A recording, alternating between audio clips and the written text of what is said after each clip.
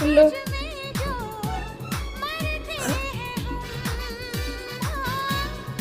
दिवसाची सुरुवात अशी काहीशी झाली ना की खूप म्हणजे खूप भारी वाटतं. आणि पिल्लूसाठी आम्ही वॉकर मागवला. आमच्या भाषेत, माझ्या मम्मी पप्पांच्या भाषेत गाडा.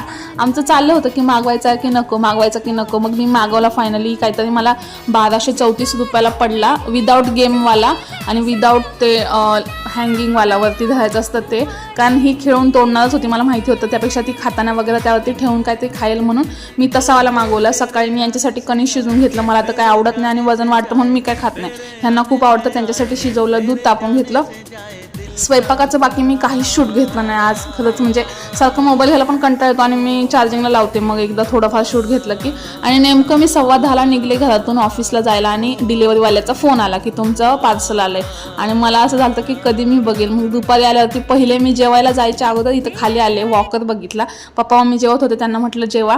आम्ही थोडा वेळ बसलो तिच्यासोबत, परत आम्ही जेवायला गेलो. त्यानंतर संध्याकाळी 5 वाजता मी ऑफिसहून आले आणि पप्पांनी गावाकडून, आमचे जे वाटकरी आहेत ना, आमचं शेत करतात, त्यांच्याकडून बघा आंबे आणलेले मस्त.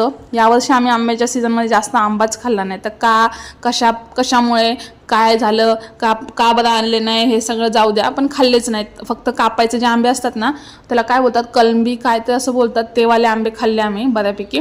त्यानंतर हे आंबे आणले होते गावाकडून, तर पप्पांनी झाकून वगैरे ठेवले पिकण्यासाठी.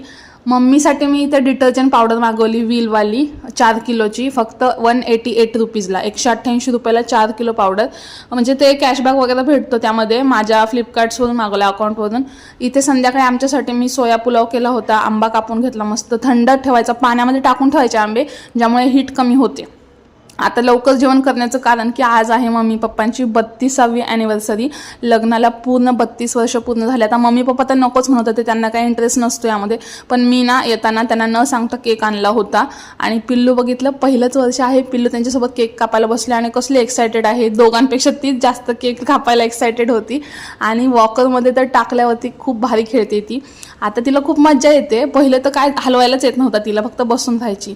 आणि यावरती बसून ना तिला आम्ही चारायला देखील म्हणजे चारू पण शकतो, म्हणून मी असं मागवलं. आजचा मिनी व्लॉग तुम्हाला कसा वाटला हे कमेंट करून सांगा. आपल्या इंस्टाग्रामच्या अकाउंटला देखील फॉलो करा.